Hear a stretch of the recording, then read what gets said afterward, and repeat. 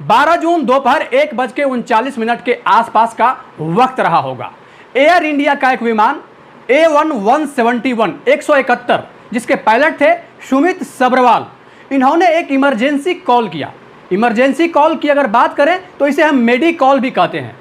यह तब किया जाता है जब विमान में बहुत ज़्यादा आपातकालीन स्थिति उत्पन्न हो जाती है, या फिर यूँ कहें कि अचानक ही किसी बड़ी ज़रूरत अगर आ पड़ती है, तब वो कॉल मेडी कॉल पायलट के द्वारा किया जाता है। पायलट के द्वारा इधर से कॉल किया जाता है, उधर से हेलो की आवाज़ आती है, और जब उधर से हेलो की आवाज़ आती है तब उस पायलट के द्वारा कहा जाता है हेल्प मी। फिर दोबारा उधर से आवाज़ आती है कि क्या हेल्प चाहिए, फिर दोबारा इधर से पायलट के द्वारा कहा जाता है हेल्प मी। अब हेल्प मी जो कहा गया वो आखिरी हेल्प मी था, और उसके तुरंत बाद विथिन सेकेंड के अंदर एक बड़ा धमाका होता है, और उसके बाद जो खबर फैलती है पूरी दुनिया में, ये खबर आग की रफ्तार की तरह फैल जाती है। इतना बड़ा हादसा हो जाता है, इस हादसे में न जाने कितने लोग के मरने की सूचनाएं फैलती है, जिसको लेके पूरी दुनिया में इस बात को लेके चर्चा का विषय बन जाता है, और सब लोग इस बात को लेके अफसोस करने लगते हैं। यह बात सुनकर कि आखिरकार ऐसा क्या हुआ जो विमान क्रैश हो गया। आज की इस कहानी के माध्यम से यह जानने की कोशिश करते हैं, जिस विमान में 242 यात्री बैठे हुए थे, उसी विमान में गुजरात के पूर्व मुख्यमंत्री भी यात्रा कर रहे थे। अब जैसे ही गुजरात के पूर्व सीएम के निधन की खबर पूरी तरीके से सोशल मीडिया पर तैरने लगती है, सब लोग इस बात को लेकर वाकई अफसोस करने लगते हैं। साथ ही जब यह हादसा हुआ तो इधर उधर लोगों की लाशें ऐसे ही बिखरी हुई पड़ी थी, जिसको पहचान पाना भी बहुत मुश्किल हो रहा था, क्योंकि जब यह हादसा होता है तो लोगों के शरीर के चिथड़े उड़ जाते हैं। दोस्तों, आज की जो सच्ची घटना मैं आपको बताने जा रहा हूं, यह सच्ची घटना गुजरात के अहमदाबाद शहर के 10 किलोमीटर दूर एक पॉश इलाका पड़ता है। उस पॉश इलाके का नाम है मेघानी नगर। उस मेघानी नगर के ऊपर एक हवाई जहाज लगभग 625 मीटर की ऊंचाई, या फिर यूं कहें कि केवल 25 फीट की ऊंचाई पर ही वो हवाई जहाज उड़ रहा था। और इतनी कम ऊंचाई पे उड़ते हुए उस विमान को एक बिल्डिंग से एक शख्स ने देखा, और देखने के बाद अपने खिड़की से उस उड़ रहे हवाई जहाज का वीडियो वो अपने मोबाइल में बनाने लगा। उस वीडियो को अपने मोबाइल में कैप्चर करने लगा। अभी वह कुछ ही पल का वीडियो बना पाया था, अभी वह हवाई जहाज कुछ ही दूर का यात्रा तय कर पाया था कि इसी बीच पता चलता है कि वो विमान क्रैश हो गया है। एक बड़ा सा आग का गोला पूरी तरीके से आसमान की ओर फैलता है, और पल भर में ही अंधेरा सा छा जाता है। और इसके तुरंत बाद वही वीडियो, जिस वीडियो को उस शख्स ने, उस पर्सन ने अपने बिल्डिंग के खिड़की से बनाया था, उस उड़ रहे हवाई जहाज का, कुछ ही देर बाद वही वीडियो सोशल मीडिया पर वायरल होने लगता है। अब लोग इस बारे में जानने की कोशिश करने लगते हैं कि आखिरकार मामला क्या है। दरअसल अहमदाबाद में एक एयरपोर्ट है, सरदार वल्लभ भाई पटेल इंटरनेशनल एयरपोर्ट। अहमदाबाद से एयर इंडिया की एक विमान लंदन जा रही थी।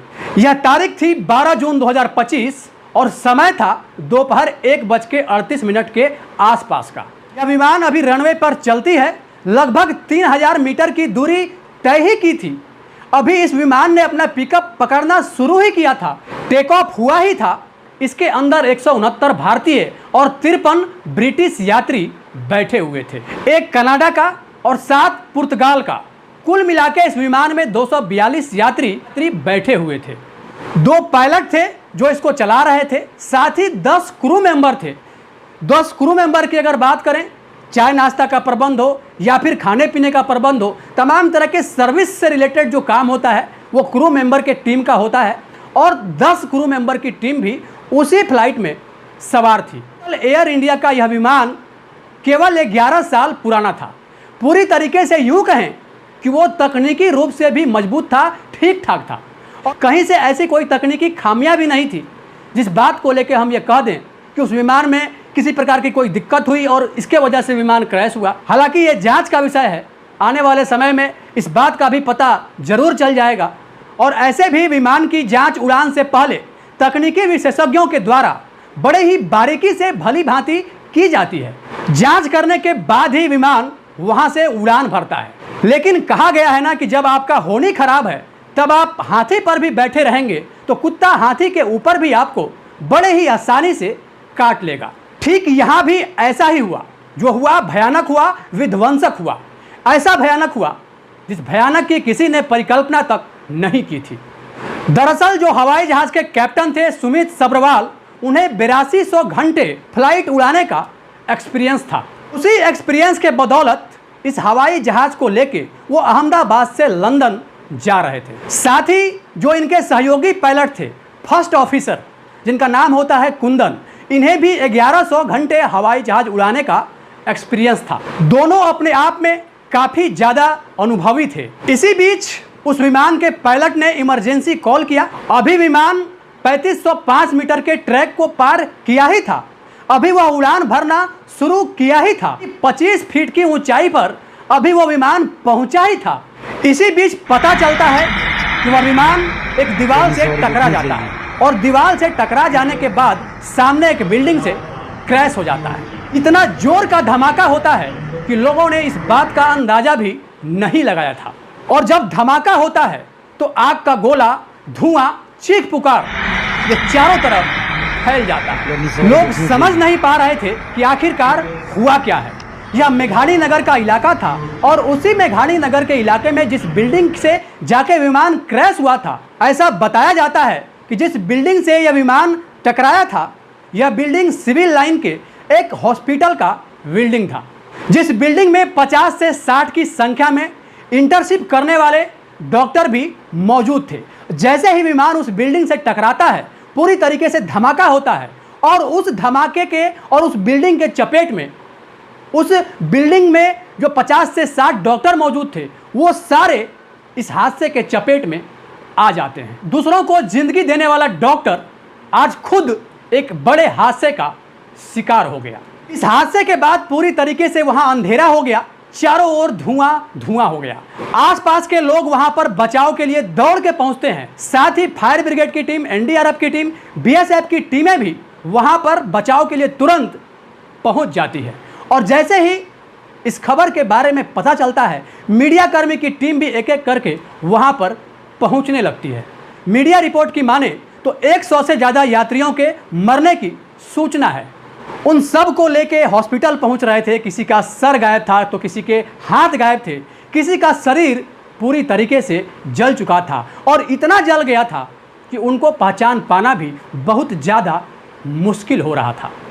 आखिरकार इस फ्लाइट में मरने वाले कहाँ कहाँ के लोग हैं, इस बात की भी जानकारी, इसका पूरा लिस्ट बहुत जल्द आ जाएगा। हालांकि इसी प्लेन में, इसी हवाई जहाज में गुजरात के पूर्व मुख्यमंत्री विजय रूपाणी अपनी बेटी और पत्नी के साथ लंदन जा रहे थे, क्योंकि उनकी बेटी लंदन में ही रहती थी और वो अपनी बेटी के साथ ही अपनी पत्नी को लेकर लंदन जा रहे थे और वो भी इसी प्लेन के हादसे के चपेट में पूरी तरीके से आ गए और वो भी इसी बड़े हादसे का शिकार हो गए। विजय रूपाणी गुजरात के 16वें मुख्यमंत्री थे। 2016 से लेकर 2021 तक इनका खुद का 2 बार का कार्यकाल रह चुका था। वो भी अब इस दुनिया में नहीं रहे, उनका भी निधन हो गया।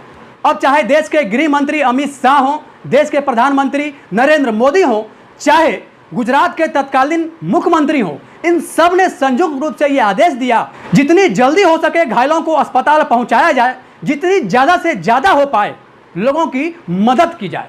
तत्काल प्रभाव से वहां मदद की टीम भी पहुंच जाती है। वहां जो लाशें मिल रही थी, जो लोग मर चुके थे, उनको पहचान पाना भी बहुत ही ज़्यादा मुश्किल हो रहा था। प्राप्त जानकारी के अनुसार लाशों को पहचानने के लिए डीएनए टेस्ट का इस्तेमाल किया जाएगा। हालांकि जो भी लोग हवाई जहाज़ की यात्रा करते हैं, उनके पास सारा डिटेल होता है, वो कहाँ से आ रहे हैं, कहाँ जा रहे हैं, कहाँ के रहने वाले हैं, सब कुछ, इसकी पूरी डिटेल एयरपोर्ट अथॉरिटी के पास उपलब्ध होती है। अब सवाल यह उठ रहा है कि आखिर जब सब कुछ ठीक था, कि वह विमान केवल 11 साल पुराना था, पूरी तरीके से तकनीकी रूप से भी मजबूत था, किसी प्रकार की कोई उस विमान में तकनीकी समस्या नहीं थी और विमान उड़ान भरने से पहले उसकी जांच भी की गई, जांच में भी वैसे किसी भी प्रकार की समस्या नहीं बताई गई। उस विमान के जो 2 पायलट थे, एक को 8200 घंटे चलाने का, उड़ाने का फ्लाइट एक्सपीरियंस था, दूसरे जो सहयोगी पायलट थे उनको भी 1100 घंटे फ्लाइट उड़ाने का एक्सपीरियंस था। सब कुछ ठीक ठाक था, लेकिन अब सवाल यह उठता है कि आखिर क्या हुआ, उस विमान के अंदर आखिर क्या चीज़ें थी जिस वजह से विमान पल भर में ही क्रैश हो गया और उस विमान के अंदर 242 यात्रियों की मौत हो गई। आखिर इसका सबसे बड़ा वजह क्या था? अब जो भी खुलासा होता है उसे भी हम अपने अगले रिपोर्ट में आप सबसे जरूर साझा करेंगे। बाकी इस घटना को बताने का उद्देश्य किसी को परेशान करना नहीं, किसी के भावनाओं को आहत करना नहीं, किसी के अंतरात्मा को चोट पहुंचाना नहीं, बल्कि आपको सचेत करना था, आपको जागरूक करना था। आप जहां भी रहें सुरक्षित रहें, सावधान रहें, अपना ख्याल रखें। जय हिंद, जय भारत।